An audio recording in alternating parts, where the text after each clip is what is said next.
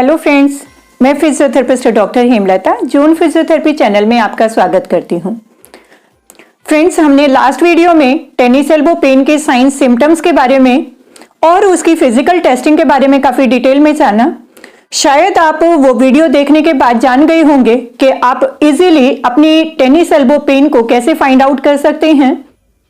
Friends, आज हम discuss करेंगे टेनिस एल्बो की ट्रीटमेंट के बारे में। टेनिस एल्बो ट्रीटमेंट में सबसे पहले हम डिस्कस करेंगे होम प्रोग्राम। होम प्रोग्राम में 4-5 ट्रीटमेंट हैं जिनको मैं डिटेल में बताऊंगी। फ्रेंड्स, अगर आप अपने सिम्टम्स से अपनी प्रॉब्लम को फाइंड आउट करने में सक्सेस होते हैं तो आपके लिए जो ये होम प्रोग्राम ट्रीटमेंट है ये आपके लिए काफ़ी यूज़फुल साबित हो सकता है, इसलिए इसको ध्यान से देखते रहिए। फ्रेंड्स, सबसे पहला होम प्रोग्राम में जो फर्स्ट ट्रीटमेंट है वो है रेस्ट। फ्रेंड्स, जहाँ कभी भी हमारी बॉडी में कहीं भी इन्फ्लेमेशन हो या कोई इंजरी हो उस एरिया को हमें रेस्ट प्रोवाइड करना होता है।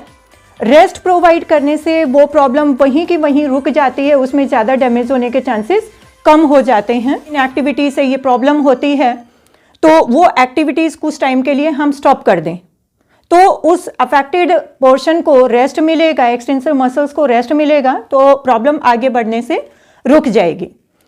सेकेंड ट्रीटमेंट है इमोबिलाइज द अफेक्टेड एरिया। आपने लास्ट वीडियो में देखा कि एक्सटेंसर मसल्स हमारी एल्बो से स्टार्ट होके रिस्ट तक एक्सटेंड होती हैं, तो इसलिए इतनी लॉन्ग मसल्स को जो कि वेट लिफ्टिंग में और हमारी बहुत सारी मूवमेंट्स में यूज़ होती हैं उनको टोटली इमोबिलाइज करना थोड़ा इम्पॉसिबल है।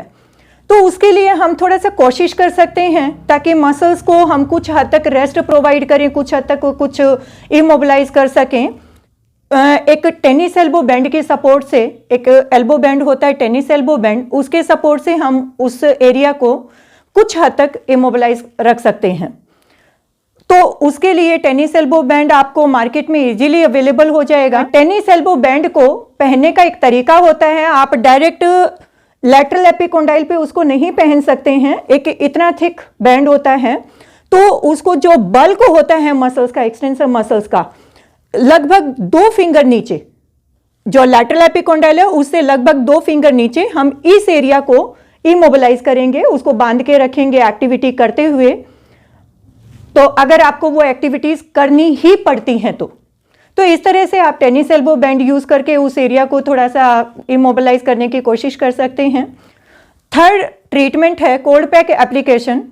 कोल्ड पैक इजीली अवेलेबल हो जाते हैं मार्केट में, और सपोज आपके पास कोल्ड पैक नहीं है, रेडीमेड कोल्ड पैक नहीं है, तो आप अपने फ्रिज में रखी हुई जो आइस क्यूब्स होते हैं उनको एक पॉली बैग में कलेक्ट करके अफेक्टेड एरिया पे 10 to 15 मिनट्स रख सकते हैं, या फिर अपने हल्के हाथों से जो लैटरल एपिकोंडाइल है या मसल जहाँ तक पेन है या जहाँ तक स्वेलिंग गई हुई है एक्सटेंसर मसल्स में, वहाँ तक आप इस वे में आइसिंग कर सकते हैं।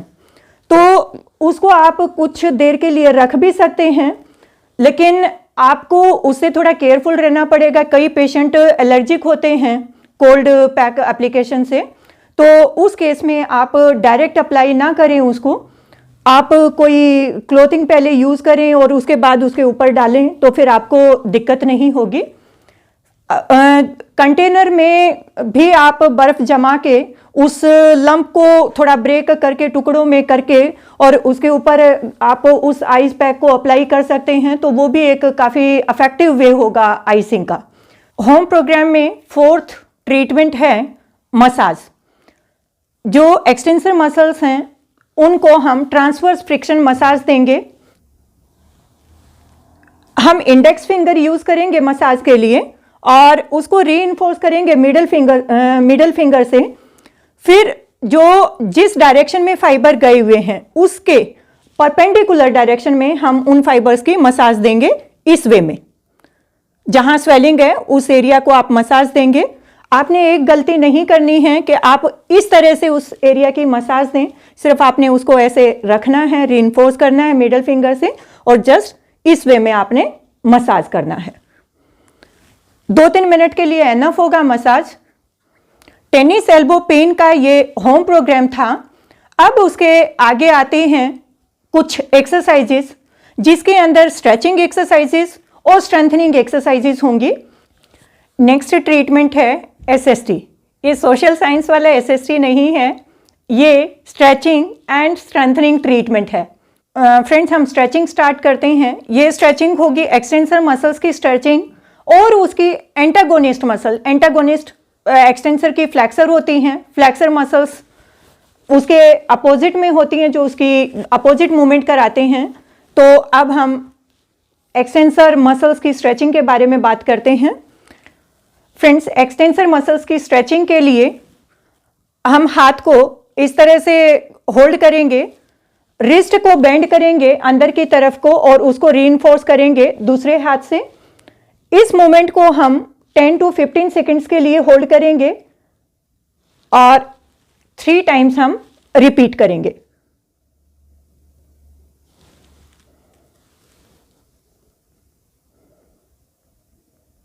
ये थी एक्सटेंसर मसल्स की स्ट्रेचिंग। अब है फ्लेक्सर मसल्स की स्ट्रेचिंग। फ्लेक्सर, ये एक्सटेंसर थी तो उसकी एंटागोनिस्ट मसल्स हैं ये फ्लेक्सर मसल्स, उसकी स्ट्रेचिंग भी इसी वे में होगी। रिस्ट को बेंड करेंगे अंदर की तरफ, दूसरे हाथ से इस मूवमेंट को हम रीइंफोर्स करेंगे और इस मूवमेंट को हम 10 to 15 सेकेंड के लिए होल्ड करेंगे। इस मूवमेंट को भी हम 3 to 4 टाइम्स रिपीट करेंगे। ये है हमारी एक्सटेंसर और फ्लेक्सर मसल्स की स्ट्रेचिंग। अब हम बात करते हैं स्ट्रेंथनिंग एक्सरसाइजेस के बारे में। पर फ्रेंड्स, स्ट्रेंथनिंग एक्सरसाइज स्टार्ट करने से पहले मैं आपको कुछ बहुत ही इंफॉर्मेटिव बात बताना चाहूंगी। वो है कि जब तक पेन और स्वेलिंग आपके लैटरल एपिकोंडाइल पे हो, जब आप स्ट्रेंथनिंग एक्सरसाइजेस स्टार्ट करने जा रहे हों, उससे पहले आपका पेन और आपकी स्वेलिंग कम से कम 80% तक चली जानी चाहिए। अदरवाइज आपके सिम्टम्स जल्दी से रिलीज नहीं होंगे।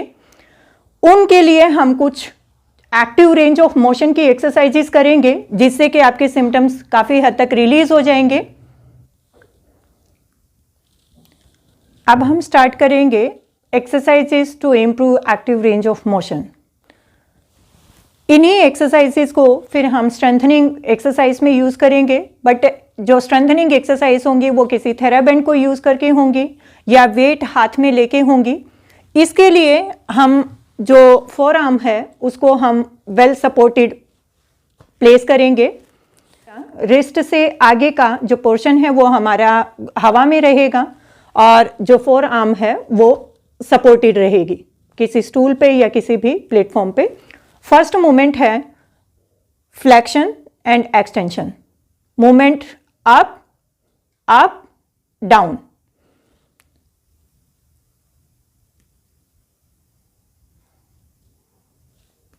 इन एक्सरसाइजेस को हम 10 to 15 टाइम्स रिपीट करेंगे। फिर है हमारा रेडियल और मीडियल डेविएशन। लास्ट वीडियो में हमने रेडियल और मीडियल के बारे में काफ़ी डिटेल में डिस्कस किया था। तो downward movement, ulnar deviation, upward movement, radial deviation. Ulnar deviation, radial deviation, ये मूवमेंट भी आप 10 टाइम्स रिपीट करें, 10 times down and 10 times up. इस तरह से ये मूवमेंट रिपीट होंगी और ये आपका जो फोर आर्म है वो वाला पोर्शन हिलेगा नहीं, सिर्फ और सिर्फ आपने रिस्ट से नीचे वाले पोर्शन को मूवमेंट देना है। फिर है सुपिनेशन और प्रोनेशन। सुपिनेशन, ये प्रोनेशन है, उसके बाद ये सुपिनेशन है, प्रोनेशन, सुपिनेशन। इस मूवमेंट को भी कम से कम 10 to 15 टाइम्स रिपीट करें। ये एक्सरसाइज थी एक्टिव रेंज ऑफ मोशन को इंक्रीज करने के लिए। अब इन्हीं मूवमेंट्स को हम वेट के साथ करेंगे। वेट के लिए आप वाटर बॉटल भी यूज़ कर सकते हैं या कोई भी वेट, जैसे इस तरह का वेट आप यूज़ कर सकते हैं। ये हमने फर्स्ट एक्सरसाइज जो एक्टिव रेंज ऑफ मोशन के लिए की थी, डाउन अप डाउन अप। इन एक्सरसाइज को भी 10 to 15 टाइम्स रिपीट करना है। ये ulnar deviation, radial deviation,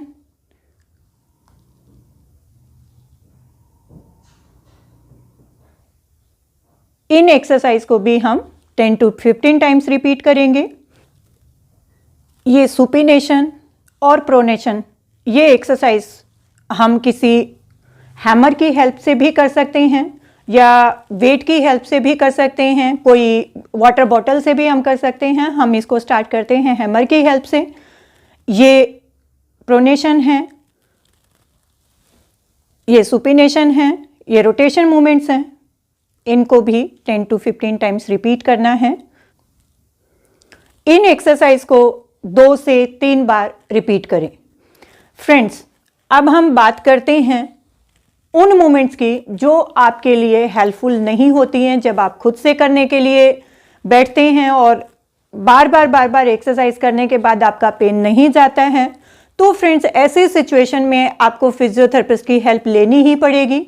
physiotherapist से आप जब मिलेंगे तो आपको क्लिनिक में कुछ मोडेलिटीज़ प्रोवाइड करेंगे आपके फिजियोथेरेपिस्ट। मोडेलिटीज़ की हेल्प से आपके पेन को, आपकी स्वेलिंग को रिड्यूस करेंगे। उसके बाद कुछ और एक्सरसाइजेस बताएंगे। मोडेलिटीज़ में है main US means ultrasonic therapy and IFT interferential therapy and TENS transcutaneous electrical stimulation. ये मोडेलिटीज़ आपके पेन को, आपकी स्वेलिंग को, आपकी टेंडरनेस को काफ़ी हद तक कम कर सकती हैं। उसके बाद आप अपनी एक्सरसाइजेस को इजीली कर सकते हैं। अनदर वे ऑफ ट्रीटमेंट है मोबिलाइजेशन। मोबिलाइजेशन ऐसी मूवमेंट्स होती हैं जिनके करने से आपका पेन बहुत स्पीडली डिसअपियर होता है, बहुत स्पीडली रिड्यूस होता है। MWM, mobilisation with movement. Mobilisation का मकसद यही होता है कि बहुत कम टाइम में और बहुत अच्छे से आपको रिजल्ट मिले, आपका पेन जाए, आपकी टेंडरनेस खत्म हो। इस मोबिलाइजेशन को मैं आपको काफ़ी इजी वे में करके दिखाऊंगी। इस मोबिलाइजेशन के लिए आपको वॉल के एज पे खड़े होना है, क्योंकि आपकी जो आर्म है उसको आपने सपोर्ट देना है वॉल के साथ, और जो एल्बो से नीचे का हिस्सा है मीन्स आपकी जो फोर आर्म है उसको आपने फ्री छोड़ना है, उसको सपोर्ट नहीं देना है। तो इस तरह से मैंने एक छोटा सा अरेंजमेंट किया है। आप देखिए, मैंने ये प्रोनेशन में फोर आर्म को रखा है। जो एल्बो तक का एरिया है आर्म, उसको मैंने वॉल के साथ सपोर्ट कर दिया है। ये वाला, इसके नीचे मेरी फोर आर्म है। फोर आर्म को फ्री आपने छोड़ना है, जैसे कि अभी मैंने बताया था। उसके लिए आप अपनी एल्बो को थोड़ा सा बेंडिंग पोजीशन में भी रख सकते हैं या स्ट्रेट भी आप रख सकते हैं, जिसमें आप कंफर्टेबल फील करें। तो फ्रेंड्स, मैंने इसको सपोर्ट दिया इस वॉल के साथ और इसको फ्री मैंने रखा। इसकी मूवमेंट के लिए आपने क्या करना है, ये इस तरह से रखना है और इस तरह की मूवमेंट आपने करनी है। आपने जो ये वेब है थंब और इंडेक्स फिंगर के बीच में, आपने इससे यहां प्रेशर लगाना है, जो ये अल्नर एरिया है इससे, और आपने अंदर की साइड अपनी फोर आर्म को पुश करना है। किस तरह से, जस्ट एल्बो के नीचे ये किया आपने, अपने इस हाथ से इसको पुश किया और इस मूवमेंट को चालू रखा। इस तरह से आप कोई बॉल, स्पंज बॉल भी आप अपने हाथ में रख के उसको दबा सकते हैं, या आप फ्री इस एक्सरसाइज को बिना बॉल के भी कर सकते हैं। फ्रेंड्स, इसका आपको सपोर्ट मूवमेंट करते हुए इक्वल रखना है। ऐसा नहीं है कि आप कभी कम कर देंगे या कभी ज्यादा प्रेस कर देंगे, आप इक्वली प्रेस करके रखेंगे। 1 2 3 4 5। इस तरह से आप इसको 10 टाइम्स रिपीट करें। एक बार अगर ये मूवमेंट आपकी पेन फ्री हो तो ही इसको रिपीट करें, अदरवाइज आप एंगल चेंज कर लें, नीचे कर सकते हैं, ऊपर कर सकते हैं, आप थोड़ा सा इस तरह से भी इस मूवमेंट को कर सकते हैं, और प्रेशर आपका जो अल्नर साइड है उसी तरफ को होगा। ये लिया और ये लिया, या फिर आपको ये मूवमेंट इस तरीके से करनी है, लेकिन ये प्रेशर आपने इक्वली अप्लाई करके रखना है। फ्रेंड्स, इस वीडियो में दी गई जानकारी से इन एक्सरसाइजेस को करने के बाद अगर आपका पेन खत्म नहीं होता है, आप फिजियोथेरेपी लेने के बाद भी पेन से मुक्त नहीं होते हैं, इसलिए आपको कॉर्टिकोस्टेरॉइड के इंजेक्शन दिए जाएंगे। अगर उस कॉर्टिकोस्टेरॉइड के इंजेक्शन लेने के बाद भी आपको आराम नहीं आता है तो आपकी कंडीशन सर्जरी तक भी पहुंच सकती है, सर्जरी आपको करानी पड़ सकती है। आप टेनिस एल्बो के लिए सर्जरी तक ना पहुंचें और आप अपनी प्रॉब्लम को यहीं फर्स्ट स्टेज पर ही पहचान लें और उसका सॉल्यूशन कर लें, यही हमारा मेन मकसद है। अगर आपको ये हमारी वीडियो पसंद आई हो तो प्लीज इसे लाइक, शेयर एंड सब्सक्राइब करें। फीडबैक के लिए कमेंट्स डालना ना भूलें।